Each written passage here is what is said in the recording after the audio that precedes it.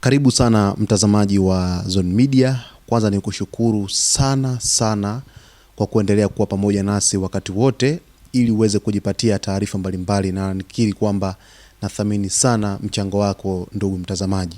Hapa tunaelekea huko nchini Iran. Serikali ya Iran imetangaza rasmi idadi ya watu waliopoteza maisha katika maandamano ya kitaifa yaliyotikisa nchi hiyo katika wiki za hivi karibuni, kwa mujibu wa taarifa iliyotolewa Jumatano na vyombo vya habari vya serikali. Kwa mujibu wa Foundation of Militaries na Veterans Affairs, taasisi ya serikali inayosimamia waliouawa katika migogoro tangu mapinduzi ya Kiislamu ya mwaka 1979, jumla ya watu 3117 waliuawa.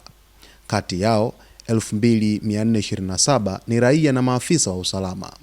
Taasisi hiyo ilisema takwimu hizo zinatokana na taarifa rasmi zilizokusanywa na Iranian Legal Medicine Organization, chombo cha kitaifa cha uchunguzi wa kitaalamu wa vifo kinachofanya kazi chini ya muhimili wa mahakama.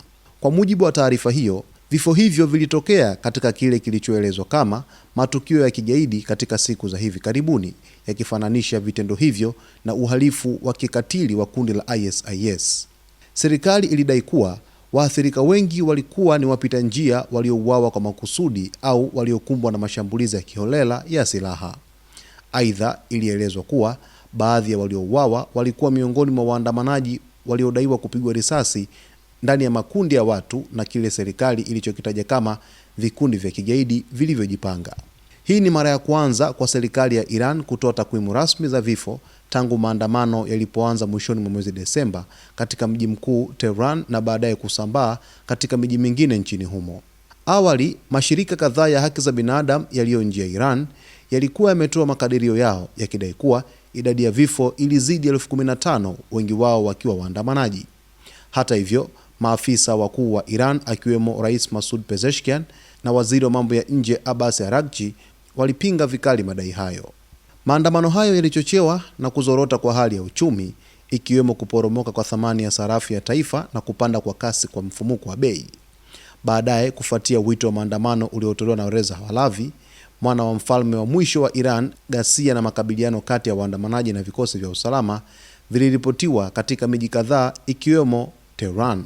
Mamlaka za Iran zimezituhumu Marekani na Israel kwa kuhusika katika kuunga mkono vurugu hizo, zikidai kuwa walisaidia wavujifu wa amani na magaidi waliolenga kushambulia mali za umma na binafsi kama zile maduka, benki na misikiti. Polisi walisema mamia ya watu wanaodaiwa kuongoza maandamano wamekamatwa, huku mahakama ikitangaza kuwa haitakuwa na msamaha kwa wale watakaothibitika kuhusika na vurugu na uharibifu wa mali.